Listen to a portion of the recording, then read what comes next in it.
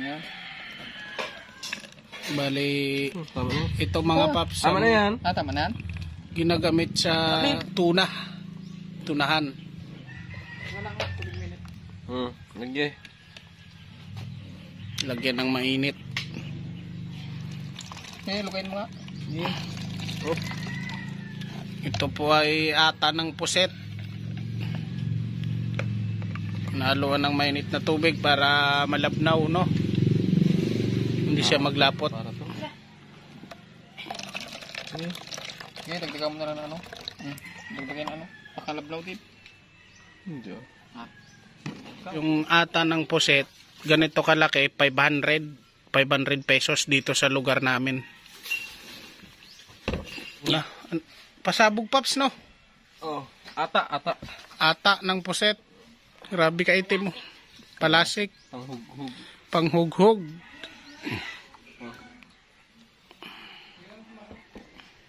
Yan mga paps, sasali natin sa maliit na butas na lagayan para madali siya maripak.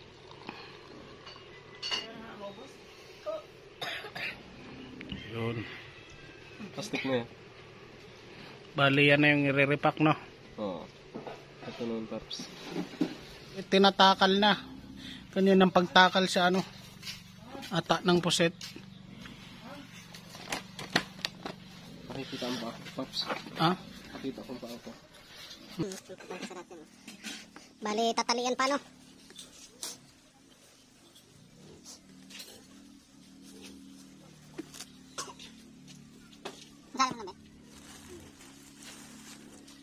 Tatalian siya.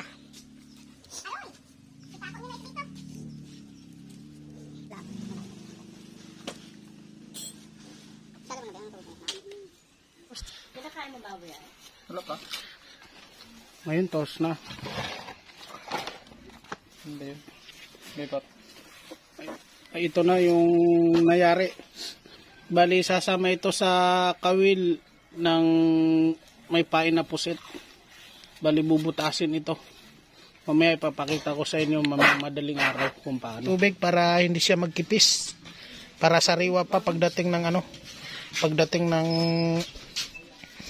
Pagdating ng madaling araw, kasi madaling araw nagkakain ng tuna. Meron pa din daw.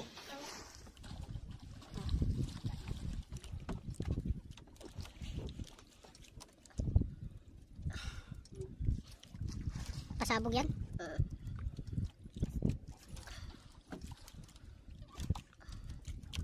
Dapat mabilis to, Paps, para hindi mamatay ang pusit. Ay, mabilis ang pagpain mo. Tapos to, Paps, tutusok yan dyan. Butasin mo. Tapos, lagyan mo. Mga ilang dipa yan? Siyam na dipa yan, Paps. Siyam na dipa? Babaw lang, no? Siyam na dipa. Hari tayo ng 35. 35. 35. Yan, Paps. 35. Ba't hinatak mo bigla, Paps? Para matanggal yung bato, Paps. Ay. Yan. Sabay.